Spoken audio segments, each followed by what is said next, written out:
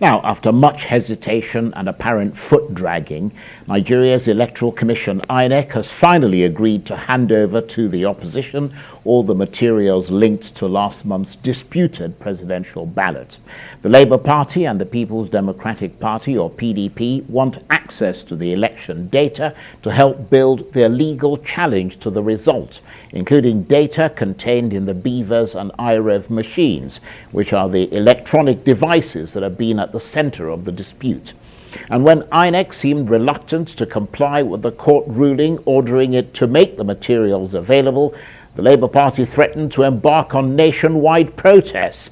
INEC has now agreed to hand over the data. But with just a week left to file their case, there is a growing sense of urgency. The Labour Party have set up collation centres across Nigeria to help gather as much evidence as possible.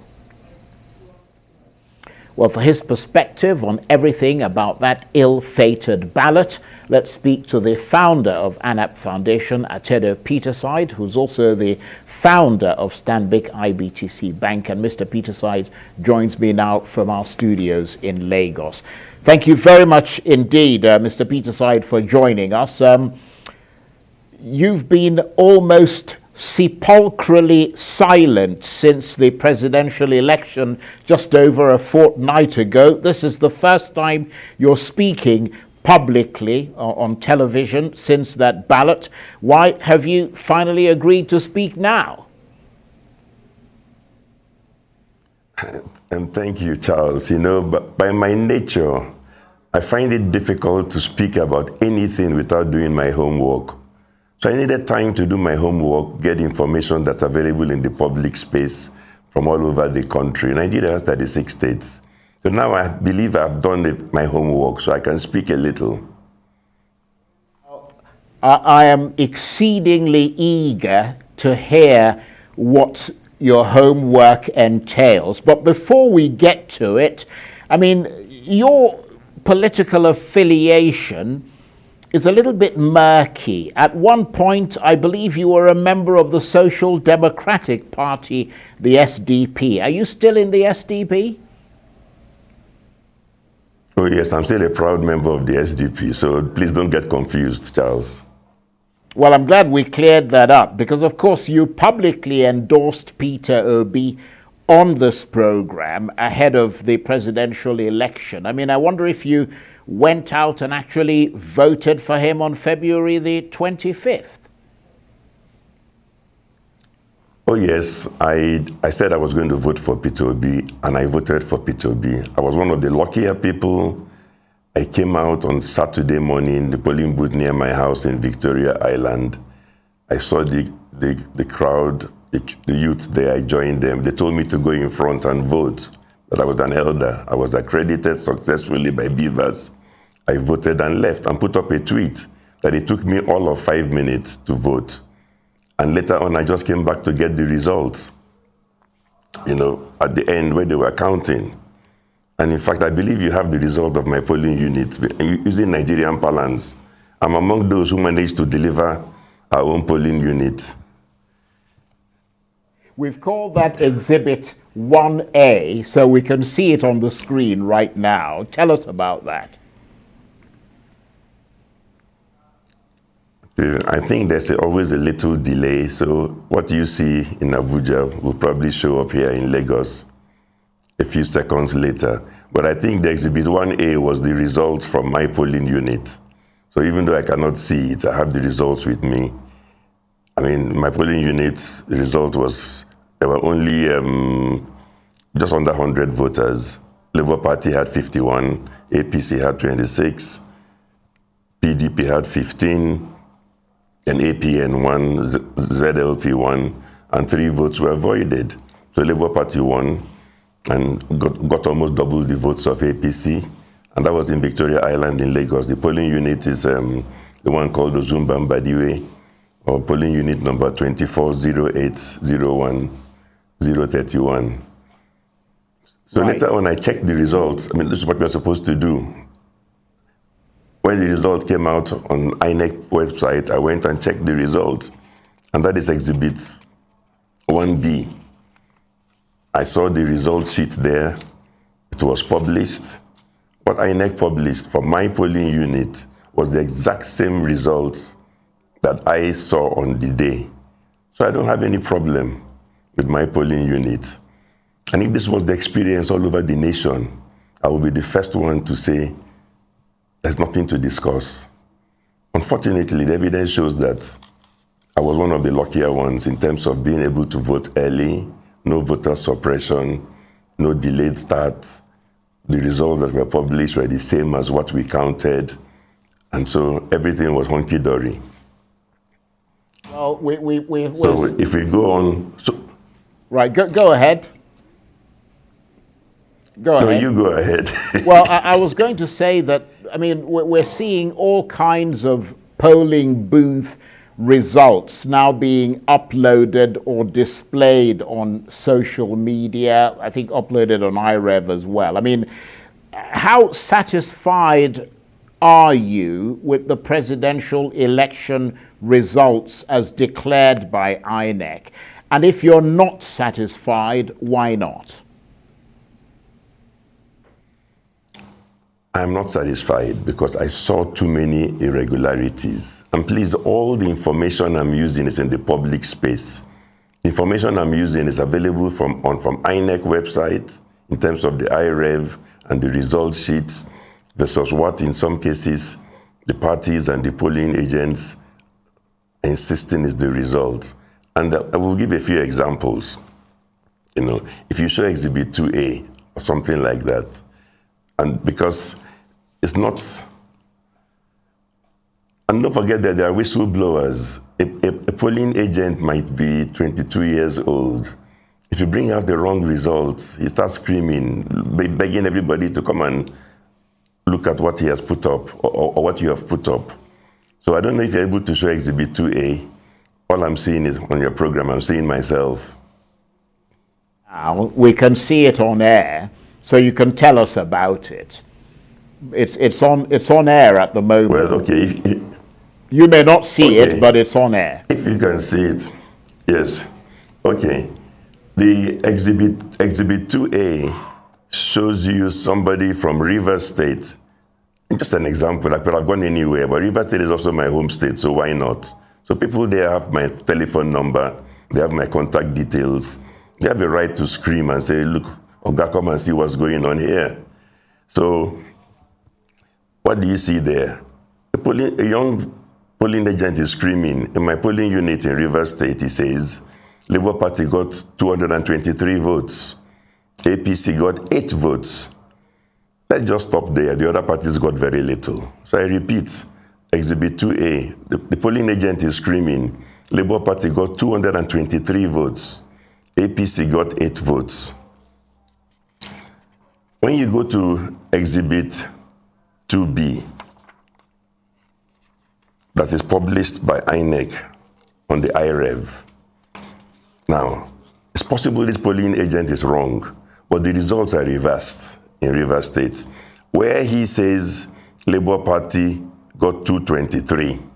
INEC has uploaded APC 223. Where he says APC got 8, INEC has uploaded for APC 223. Now let me explain something about Beavers. So some people don't know. The one important thing Beavers does is that all the votes must add up. So you must always make a minimum of 2 changes. If you make only 1 change, it will not add up, unless it was somebody that scored 0. And even then, if you change 0 to 0, only then will you have the same result. But you must make 2 changes.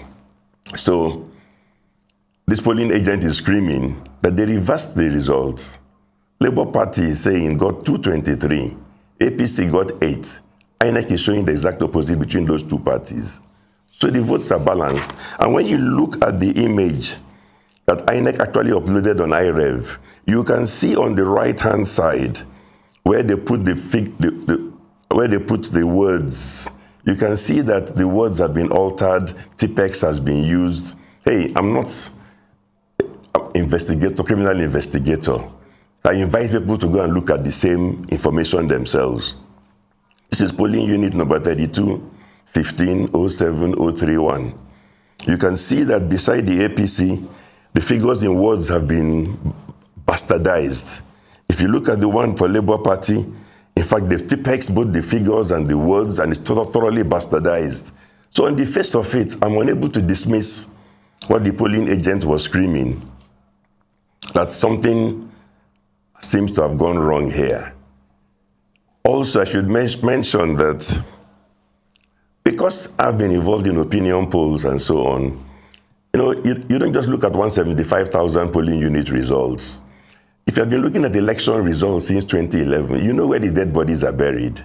So you know if from all the results, opinion polls and so on, the trends, whether Labour Party is supposed to do well in Rivers State or not, whether APC is supposed to do well or not, you can look at all the trends. So when you suddenly see people screaming that all that was done was that the two numbers were switched, APC's tiny votes given to Labour and Labour's Labour's huge votes given to APC.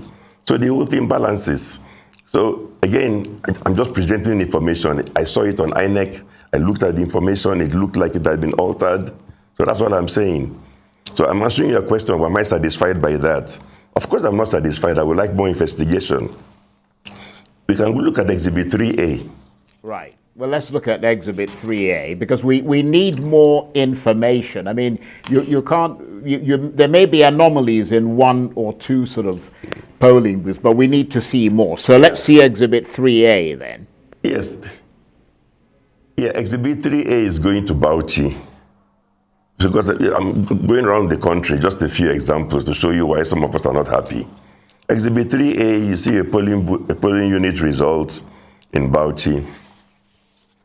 Forget about all the things INEC announced telling you that Labour Party scored almost nothing. In Bauchi, we're not a player at all.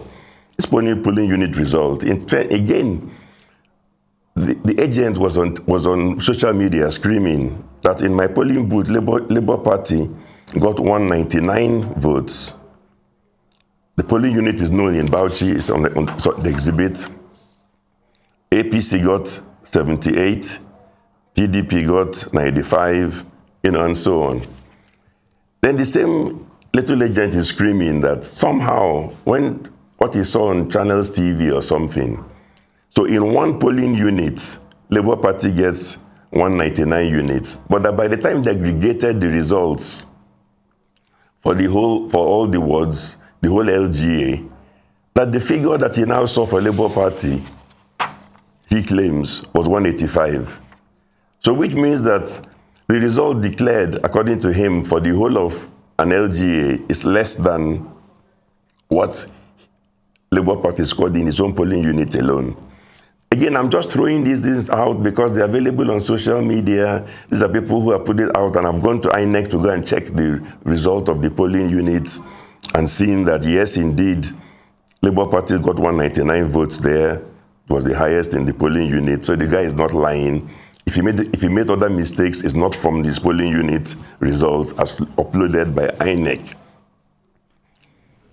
So we can go to Exhibit 4. Again, I'm just going around to different parts of the country because this information is available everywhere. When you go to Exhibit 4, that's the polling unit results in Imo State. Again, it's from INEC website, please. Right. I don't invent data. It was downloaded there, and I give the polling unit number. You can go and see it, unless they changed it 5 minutes ago. That's the result they announced. It's polling unit number 1624060002. What is unique and different about this result that INEC uploaded? If you look at it, Exhibit 4, you will notice one thing. It was not signed by any single party polling agent. The earlier ones I showed you, in Rivers and Bauchi, you see each party signed beside the figure. In Rivers State, the complaint was that after they signed, somebody seemed to have altered the results. In this one from Imo, not a single political party signed. So what is the result? Only signed by an INEC official and put on an INEC website. And what does the result show? APC got 600 votes, Labour Party 4, PDP 16. It's not initialed by any political party. It's possible INEC can explain that probably the original results sheet got lost or disappeared, so it was their own official called Mbakwe that filled this out all by himself. So he by himself filled out something, total number of votes 620, APC gets 600, Labour Party 4, PDP 16. No political party signed. Again, there are polling agents in Imo, in those same areas, screaming. Right. Well, let's just move quickly, because I want to be able to talk to you before we run out of time. There's another exhibit, 5. Just tell us about that, what's in it. Exhibit 5, that's Lagos. Yeah. Right. Exhibit 5 is from Lagos. Again, you can see 2 images side by side. One on the right-hand side is from a polling agent saying, this is the result on the day. It has no alterations, no serious alterations. The one on the left is what INEC posted. Massive alterations. And you can see that the result has totally changed. So somebody is lying. Either the polling agent is right, what he's showing you on the right, or INEC is saying for whatever reason, after that clean copy, they've made adjustments all over the place, and it's the same end result. Votes that went to Labour Party have shrunk or disappeared.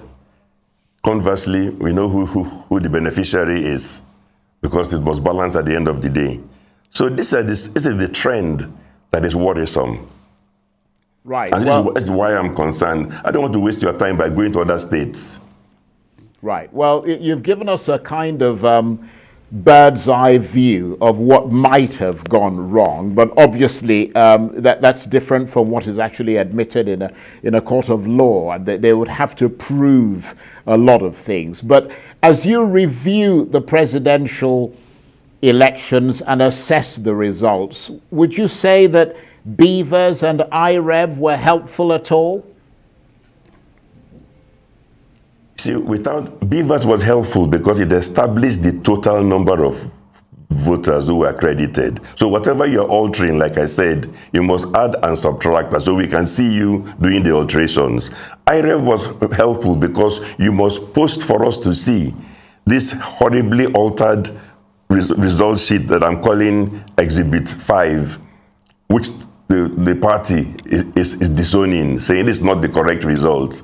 So those things were built in and they give us transparency. And I'm happy that INEC posted this result available for the whole world to see.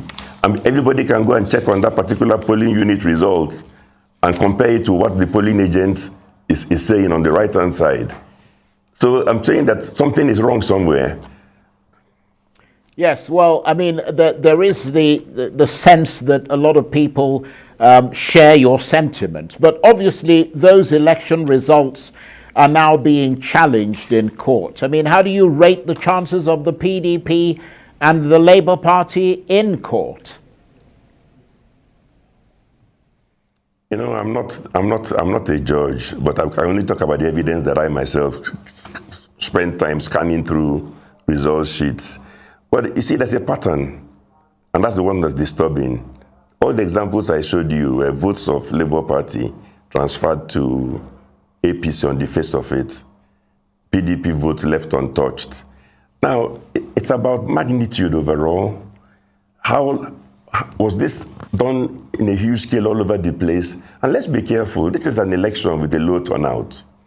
If the sum total of such incidences, which I have examples of and I've shown some live, if the sum total was, let's say, 1.5 million votes only, or 1.5 million votes total that were transferred from Labour to APC, go back and look at the INEC declared results. They said APC had 8.8 million votes. If you deduct 1.5 million, it's down to 7.3. If you add 1.5 million to Labour, the 6.09 jumps to 7.6. So the point I'm making is that what the courts have to do is to look at these incidents carefully and see whether is there a pattern that shows that in the aggregate, something like 1 million, 1.5 million votes or even more were modified like this from result sheet tampering, Unfortunately, people had time to tamper with the result sheets. The last time I checked, INEC has not even finished uploading presidential elections results on the IREV. They had like 94%. I don't understand why it takes 10 days or 7 days to post a result sheet. What are you altering that it takes, we need 5 days or 4 days to post it there? Well, Mr. Peterside, you talked earlier, or you explained earlier about doing your homework first, which is what you were doing before you then decided to come on air. But beyond that, is there a reason why you've decided to bring out all these exhibits at this point and at this time? Yes, because there's another election coming on Saturday, and we cannot or we should not repeat this nonsense.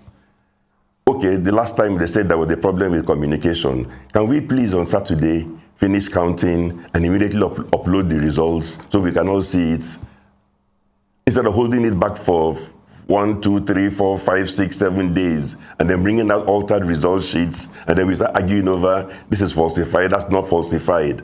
And also it's important for everybody in INEC to know the examples I've given. Everybody can trace it now. You know which INEC official signed the result sheet that no party agent signed. If people really falsified, it's a criminal offense. We're talking about forgery and fraud. So they should not go scot-free. And please, it's possible even that the candidate is not involved. But fraud is fraud. It doesn't matter whether if your agent carried out fraud, even you, the candidate, should say, I reject this. That's a very good point. And I'm going to ask you what your reaction is to those who argue that in the Nigerian context, irregularities at elections are a fairly normal practice, but what really is the scale of the irregularities and what impact they might have on the outcome is the issue here. Yes, okay, let's look at the scale. I've shown you single polling unit in Imo, 600 votes, I'm doubting. I've shown you Rivers, single polling unit, 200 and something votes, and in Lagos the same. Let's even imagine that the average was only 10 votes per polling unit nationwide. 175,000 polling units times 10 is 1.75 million votes. So if it was 1.7, if it was only an average of 10 fake votes that were transferred from left to right, it changes the result, because add 1.75 million to Labour, deduct 1.75 million from APC, immediately Labour has the highest number of votes. So it's not true that the magnitude of what you're looking for is something humongous. If it's an average of only 10 votes on average per polling unit, it changes the whole result. This election was a 3-horse race. It's even possible that PDP, after you make those adjustments, got the highest number of votes. I don't know. All I'm saying is that I don't know, and I see results that a blind man can tell that the sheets were tampered with. It probably explains why PDP and Labour Party walked out. Now, please, everybody should go and do the homework. Go and look at the result sheets. They're available. So I mean, what sort of accountability should there be for what you believe happened during those elections? I mean, do you agree with those who say that in view of everything, from the failure of IREV and Beavers to all the other issues that clearly marred that presidential election, the chairman of INEC should resign? You'll be surprised. I don't think so. Because the way I understand INEC, the chairman of INEC is in Abuja. I've given you examples from Imo, from Port Harcourt. If there was fraud carried out in Port Harcourt in Rivers State, and the state rec from INEC brings those results to Abuja and insists these are the correct results, to an extent, the INEC chairman's hands are tied, because he was not even there. The parties are saying this is falsified. The INEC official in charge is saying no, everything is okay. If it's a case of fraud, you have to go to court to prove fraud, because fraud is about criminality. If it's about forgery, you need to go to court. You need investigation. The INEC chairman in Abuja cannot make himself the investigator, the judge, the jury, and overrule Rivers State results. So I can understand if he's telling the parties, please go to court. Take this evidence and put it before the judges. Let the judges look at it and tell us what the whole world can view from INEC portal, that there was no distortion of results. Let the judges look at the result from Imo State, signed only by one INEC official, not signed by any political party agent, and say it's okay. See, people have to know that these things are now available publicly. So would you, Mr. Peterside, support those from the Labour Party and the PDP who feel aggrieved enough to take to the streets in protest? My personal view is that it's premature. I would always advocate in a society, I'm a disciplined person, go through all the processes. I don't play God. Take this evidence, which I said in some cases, even a blind man can see. He can feel the tipex with his fingers.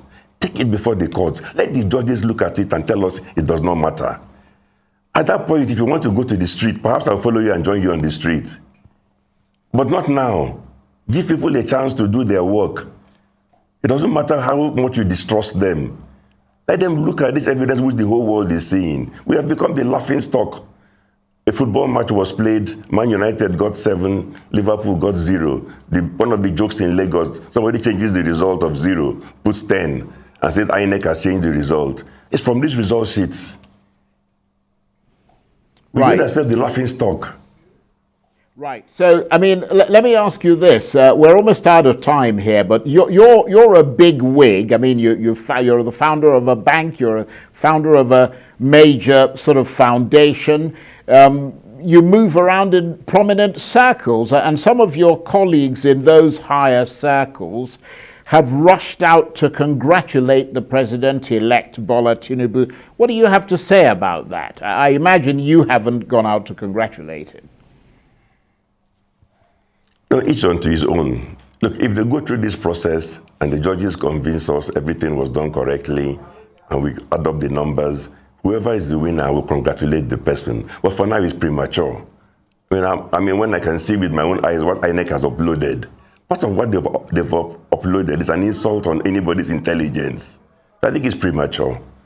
They're just people who are rushing to congratulate probably have not taken the trouble to even look at the available information or the evidence. In a case, each unto his own. Well, Mr. Peterside, we're literally almost out of time. After all the complicated politics and tensions following the presidential election and all the issues around alleged manipulation, fraud, and disenfranchisement, what are your expectations for the governorship elections on Saturday? Briefly. It's a chance for the INEC chairman and others to redeem themselves. He should insist everybody should upload the results immediately after voting. We cannot have 1 or 2 states hold back the results and start tampering endlessly, claiming they could not transmit the results. So, I mean, INEC cannot fail twice. So first time you can give them, you can say, okay, they were trying out new systems. They can't repeat the same mistake now, for goodness sake. On that note, I want to thank you very much indeed for coming on Arise News and talking to us and choosing Arise News, and also for a very informative chat. Atedo Peterside is the founder of ANAP Foundation. He's also the founder of Stanbic IBTC Bank, and he was talking to me there from our studios in Lagos.